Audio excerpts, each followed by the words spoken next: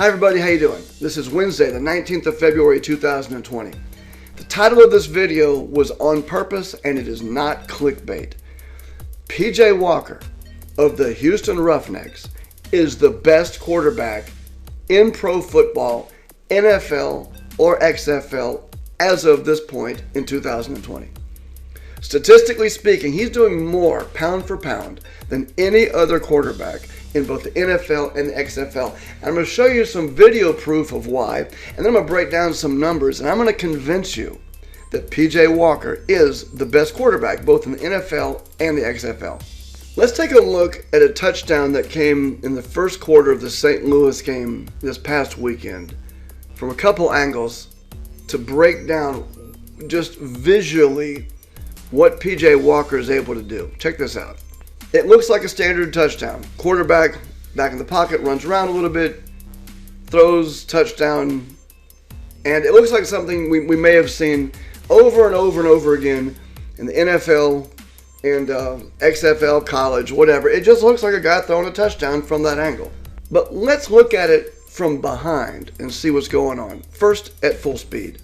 There he is, backing up, running around, throws a touchdown, and, well, again, it's amazing, but you have to really see just how ridiculous this guy's skills are.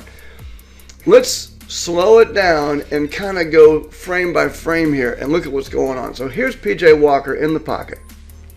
Now you can see in front of him, there's a Houston offensive lineman, and there is a defensive lineman, and then you can see I don't know, is it a cornerback behind there or safety, but there's a linebacker. So there's, in front of PJ Walker, you've got three players, one on his team, two that are defenders. Now on the left, you can see the feet of the wide receiver he's about to throw a pass to. So in his field of vision, there's no way he can see through those the two defensive players and his linemen, but he can see off to the left a wide receiver about to cross over the back of the end zone. The play continues.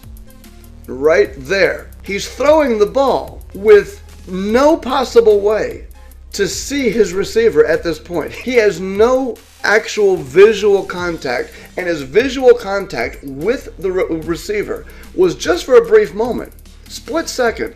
He now can't see the receiver and is, if you'll notice, having to throw around a defensive lineman who is actually, looks like, getting held there by the Houston player.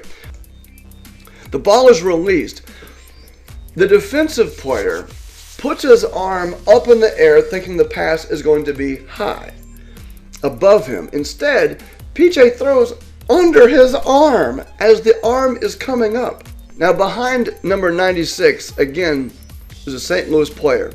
And PJ's got to somehow get around that player and hit the wide receiver. Notice right, boom, there. That defensive player behind number 96 has got his arm out and is not as close to the ball as number 96 would have been under the arm. But still, PJ's got to get around that guy's hand. Notice PJ is leaning now to the right. All of this is moving to the right, excuse me, and still the receiver isn't in his line of sight. Play continues. And not only does he hit the player in stride right in the breadbasket, back up to right here, watch this. He's doing so with another defender reaching out, trying to impede the receiver. Okay, so that play is one in dozens of plays. If you've watched PJ Walker the first couple weeks, dozens of plays he's strung together that let you know just with your eyeballs, the dude is bringing it. This guy is an amazing talent. But when you look at the numbers, and you don't have to do any crazy number juggling to see this. Statistically speaking, he's also phenomenal overall, not just one play, but overall. I put together a very simple scoring system that looks at the yards a quarterback throws, the number of touchdowns, the number of interceptions, then looks at it on a game-by-game basis, and then a play-by-play basis. I've come up with some metrics here that when you judge PJ Walker on the very same metrics that you would any other quarterback, using simply touchdowns, yards, interceptions over the last couple games. When you look at his scoring on a per game basis, his score is 32.97 on a per game basis. And if I sort every quarterback in the XFL and the NFL over the last season, PJ Walker, pound for pound, game per game, is number one.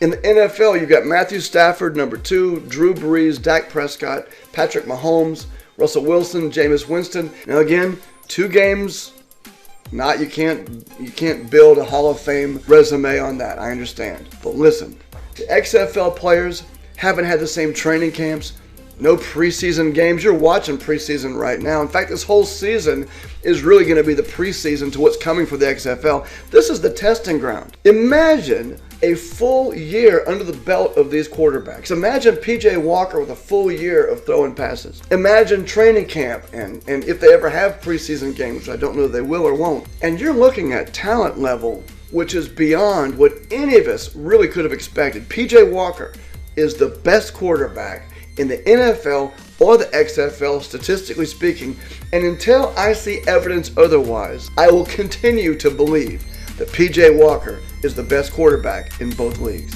Thanks for watching. Remember, subscribe to the YouTube channel, join the Facebook group, and I'll see you next video.